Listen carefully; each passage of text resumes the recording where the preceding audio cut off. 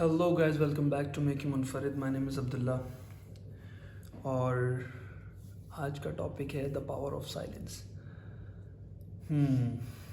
Silence.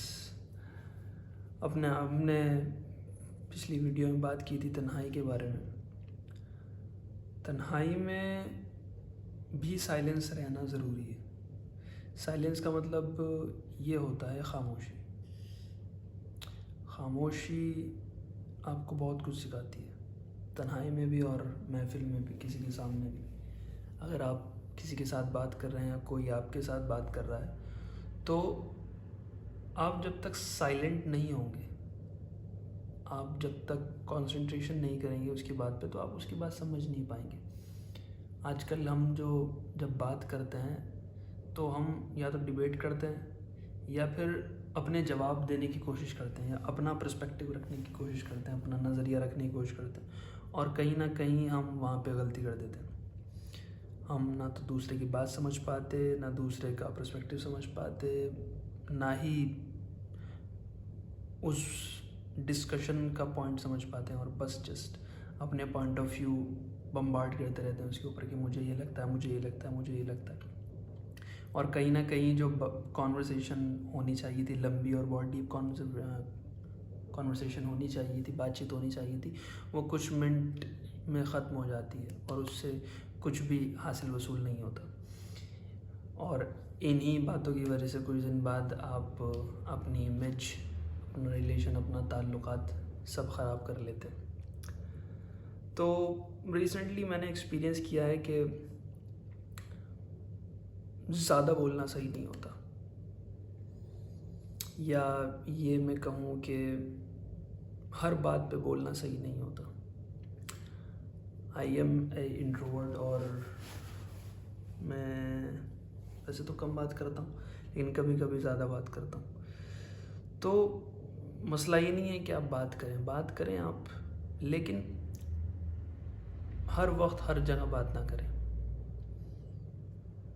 हर बार अपने आप को सही साबित करने की या अपने आप को प्रूव करने की कोशिश ना करें। कभी कभी लेट इट गो, खामोश हो जाए। अब हम ह्यूमन काइंड है, हमें ऐसा लगता है कि यार लोग हमें जज करेंगे, हम खामोश हो जाएंगे तो हमारी गलती निकल जाएगी। नहीं, बहुत सारी दफ़ा आपको खामोश होना बहुत ज़रूरी है, भले ही आपकी गलती निकल जाए।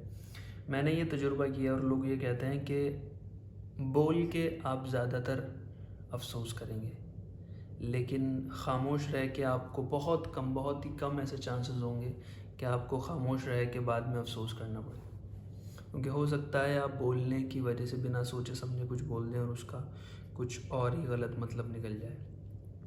आपके अल्फाज आपको परेशान कर सकते हैं, लेकिन आपकी खामोशी आपको परेशान नहीं कर सकती। यहाँ तक कि अगर आप खामोश हो जाएंगे तो सामने वाला बंदा को अपने आप ही समझ में आ जाएगा कि वो कहीं ना कहीं गलत है और आप सही हैं। तो हमेशा अपने आप को प्रूव करने की कोशिश ना करें। खामोश हो जाएं, भले ही आपके ऊपर किसी भी तरह के एलिगेशंस लग रहे हों, इल्ज़ामात लग रहे हों, आपको परेशान किया जा रहा हो, लेकिन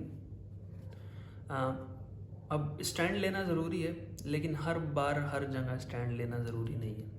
अगर आप हर बार हर जगह स्टैंड लेंगे तो हो सकता है वो आपके लिए ही गलत हो जाए। आप अपने लिए स्टैंड ले रहे हो और आप अपनी इमेज उसमें डाउन करते जा रहे हो। तो हर बार अपने लिए स्टैंड लेना, अपने आप को सही प्रूव करना ज़रूरी नहीं होता। ये दो टॉपिक को मैंने मर्ज कर दिया, द पावर ऑफ साइलेंस और don't prove yourself right every time. हर बार अपने आप को सही साबित करने की ज़रूरत नहीं होती। ये एक अलग टॉपिक था, लेकिन ये मैंने इसी में मर्ज कर दिया। मैं सोच रहा था इस पर अलग वीडियो बनाऊं, बट ये दोनों समथिंग सेम ही है। खामोश रहना भी वही बात है और हर बार अपने आप को प्रूफ ना करना भी सेम वही बात है। जब आप अपने आप को प्रूफ नहीं करते, आप खामोशी इख्तियार करते हो, आप साइलेंट हो जाते हो।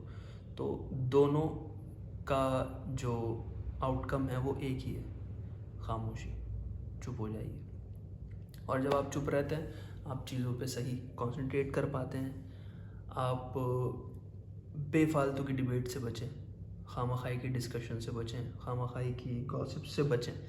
बहुत ज़रूरी है अपने साथ वक्त गुजारें और नेक्स्ट टाइम मिलते हैं किसी और वीडियो के साथ, तब तक के लिए खुदा हाफिज़।